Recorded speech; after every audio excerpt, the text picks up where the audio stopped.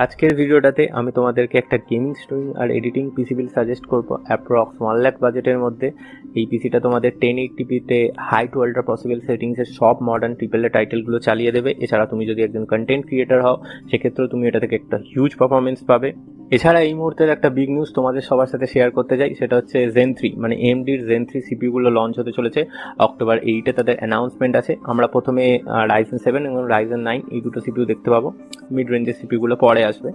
আর rumours যে এই সিপিইউগুলো নাকি ইন্টেলকে গেমিং পারফরমেন্সেও বিট করে দেবে, ইভেন 5 GHz অব্দি নাকি স্পিড দেখা গেছে, ক্লক স্পিড। এই সিপিইউগুলোর নাম মানে 4000-এর জায়গায় 5000 হতে পারে। অনেকেই বলছে এমডি চাইনিজ কোম্পানি, তাই জন্য ওরা 4কে আনলাকি মনে করে, তাই 5000 নাম রাখছে, কিন্তু এটা নয়। এমডি আমেরিকান কোম্পানি, তোমরা জেনে রাখো। আর এমডি সিইওকে চাইনিজের মতন দেখতে হলেও অ্যাকচুয়ালি তিনি চাইনিজ নয়, আমেরিকান। তো তুমি ব্র্যান্ডের উপর ট্রাস্ট করতে পারো।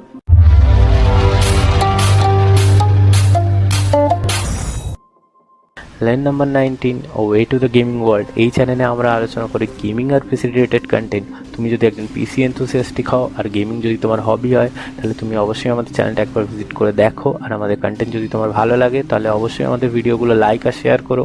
আর এই ধরনের কন্টেন্ট আরও পেতে তুমি আমাদের চ্যানেলটাকে সাবস্ক্রাইব করতেও পারো। আর তুমি যদি এই ভিডিওটা আমাদের ফেসবুক পেজে দেখে থাকো, তাহলে ফেসবুক পেজের লিঙ্ক থেকে তুমি আমাদের ইউটিউব চ্যানেলটা ভিজিট করো। অবশ্যই আমাদের ভিডিওটা পুরো দেখো, আর ভালো লাগলে তবেই শেয়ার আর লাইক করো। এবার মেন টপিকটাতে ফিরে আসা যাক। এক্ষেত্রে আমি যে কম্পোনেন্টগুলো তোমাদের সাজেস্ট করব সেগুলো একটা একটা করে আমি বলে দিচ্ছি, পরে ইন্ডিভিজুয়ালি আমি এক্সপ্লেন করে দেবো কেন আমরা এটা ইউজ করছি।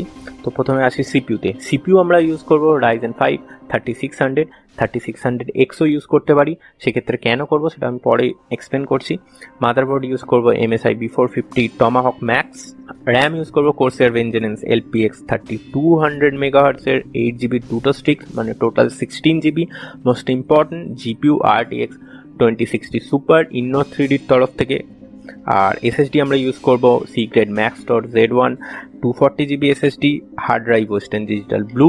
তুমি যদি ব্লু এর জায়গায় ব্ল্যাক পাও, অবভিয়াসলি সেটা ইউজ করো। চোখ বুঝিয়ে ব্ল্যাক ইউজ করো, জানো তো, কালো জগতের আলো, চোখ বুঝিয়ে ভরসা করতে পারো ব্ল্যাকে। পাওয়ার সাপ্লাই ইউজ করব Corsair CX 650 M80+ বোন সার্টিফাইড, 5 years এর ওয়ারেন্টির সাথে আসে। আর মনিটর ইউজ করব Acer Nitro। বেস ইউজ করবো এক্ষেত্রে, সেটা হচ্ছে cooler master MB511 ARGB mid tower ATX case. Last but not list সেটা হচ্ছে Corsair Hydro H45। তোমরা এই কুলারটা ব্যবহার করতে পারো। কখন করবে, কেন করবে সেটা আমি পরে এক্সপ্লেন করে দিচ্ছি। তো এবার আমরা প্রতিটা কম্পোনেন্ট মোটামুটি অল ওভার এক্সপ্লেন করব যে কেন আমরা এগুলো ব্যবহার করছি আর এগুলো ব্যবহার করার বেনিফিটটা কী। তো ফার্স্টেই আসি আমাদের মেন পার্ট, সিপিইউ। Ryzen 5 3600, এই সিপিইউটা তোমার 6 কোর অ্যান্ড 12 থ্রেডের সিপিইউ। এর বেস ক্লক হচ্ছে 3.6 GHz, এটা আপ টু 4.2 GHz অব্দি বুস্ট হয়। TDP 65W। ওয়াট স্টিল এই কুলারটার সাথে আছে। নর্মাল ইউজেসের জন্য এই কুলারটা ঠিকঠাক, তোমরা নর্মাল ইউজেসের জন্য এটা ব্যবহার করতে পারো, বাট আমি তোমাকে রেকমেন্ড করব কিছু পয়সা ইনভেস্ট করে Corsair Hydro H45টা নিয়ে নিও। এবার যারা ওভারক্লকার আছে তাদের জন্য আমি 3600Xটা ইউজ করতে বলবো। XT সিরিজটাকে ছেড়েই দাও, 3600XC ইউজ করো। এই ক্ষেত্রে তোমার সিপিইউ এর বেস ক্লক 3.8, এটা 4.4 GHz অব্দি আপ টু বুস্ট হয়। আর এর ক্ষেত্রে তোমার টিডিপিটা একটু বেশি, 95W, বুঝতেই পারছো ওভারক্লক করার জন্য তো একটু টিডিপি বেশি। এক্ষেত্রে তোমার মাস্ট বলবো Corsair Hydro H45, এটা ইউজ করতেই হবে। অ্যাকচুয়ালি তোমার কাছে বাজেট বেশি থাকলে 240mm রেডিয়েটারের একটা সিপিইউ কুলার ইউজ করো। এর ক্ষেত্রে তুমি পারফরমেন্সটা বেশি করে নিংড়াতে পারবে। তোমার আইডিয়াল টেম্পারেচার থাকলে তবেই তুমি হায়ার ক্লক স্পিডে রান করাতে পারবে। আর হ্যাঁ, এবার সিপিইউ এর পারফরমেন্সের ক্ষেত্রে তোমার যেটা বলি, তো ওভারঅল থ্রেড কাউন্ট বেশি থাকায় তোমার গেমিং আর স্ট্রিমিংয়ে কোনো প্রবলেমই হবে না। বিশেষ করে স্ট্রিমারদের ক্ষেত্রে এটা খুবই একটা আইডিয়াল সিপিইউ বাজেটের মধ্যে। এটা দারুণ স্ট্রিমিং পারফরমেন্স দেয়। আর তুমি যদি এডিটিং আর এছাড়া কন্টেন্ট ক্রিয়েটিং যারা করো তাদের জন্য এটা তোমার থ্রেড কাউন্ট বেশি থাকে, মাল্টি থ্রেডেড কাজগুলোতে ওভারঅল পারফরমেন্স বেশি পাবে। হ্যাঁ, তো আরেকটা যেটা জিনিস, লোকের ভুল ধারণা, এমডি চাইনিজ কোম্পানি নয়। এর আগেও আমি বলেছি এমডি আমেরিকান কোম্পানি। তার মানে ওভারঅল হলো এই যে যারা ওভারক্লকিংয়ের শখিন তারা 3600X এর দিকে যাও, আর যাদের নর্মাল পারফরমেন্সই হয়ে যাবে তারা 3600-এর দিকে যাও। যাদের কাছে এক্সট্রা FPS ম্যাটার করে, যারা নিজের সিপিইউর সাথে কিছু টুইক করতে চাও, তারা 3600X এর দিকে যাও। এই গেল সিপিইউ এর ব্যাপার। ওকে, তো এবার আমরা আসছি আমাদের নেক্সট কম্পোনেন্ট, যেটা হচ্ছে মাদারবোর্ড। মাদারবোর্ডের ক্ষেত্রে আমরা নিয়েছি MSI এর B450 Tomahawk Max। B450 আমরা নিয়েছি, কারণ কি X570 অনেক হাইফাই হয়ে যায়, B450-তে মোটামুটি ওভারঅল একটা ওভারক্লক করাই যায়।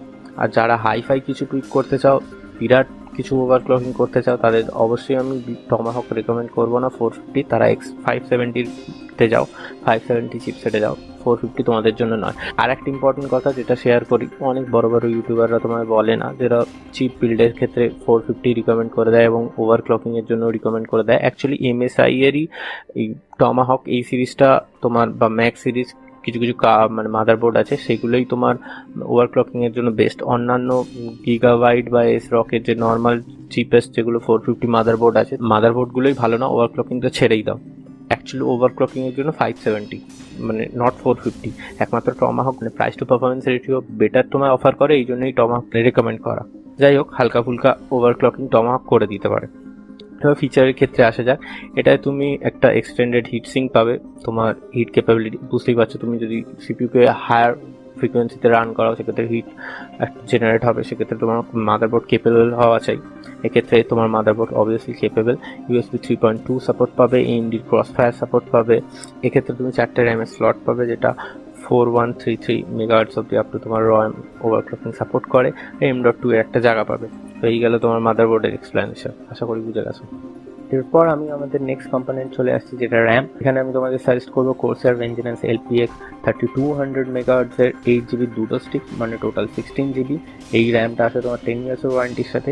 নন 8GB ভার্সনটাই আমি তোমাদের রেকমেন্ড করবো, কারণ কি আমি নিজেও সেটা ইউজ করি, আর এটা এই প্রাইস রেঞ্জে তোমার যা পারফরমেন্স প্রোভাইড করে সেটা অসাধারণ। তুমি 10 ইয়ার্সের ওয়ারেন্টি পাবে। ইলেকট্রনিক জিনিসের ক্ষেত্রে 10 ইয়ার্সের ওয়ারেন্টি মানে বুঝতেই পারছো, all over life time warranty বলা যেতে পারে। তো চোখ বুঝে এই র্যামটাকে ভরসা করো। এরপর আমাদের মোস্ট ইম্পর্টেন্ট পার্ট, যেটা হচ্ছে জিপিইউ হচ্ছে RTX 2060 সুপার। ইনো 3Dর তরফ থেকে আমি তোমাদের রেকমেন্ড করবো।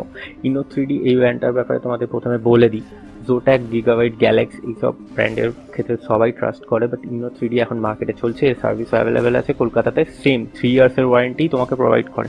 আর RTX 2060 সুপারের ব্যাপারে তোমাদের নতুন করে কিছু বলার নেই। এটা তোমার 8GB VRAM-এর সাথে আছে, 448 ব্যান্ডউইথ, আর RT কোর, টেন্সর কোর, থ্রেডার প্রসেসর, 3 টাইপের কোর পাবে। এছাড়া RTX এর যে নতুন নতুন ফিচার্স আছে, RTX ব্রডকাস্ট, লো ল্যাটেন্সি মোড, সবই তুমি পাবে এর মধ্যে।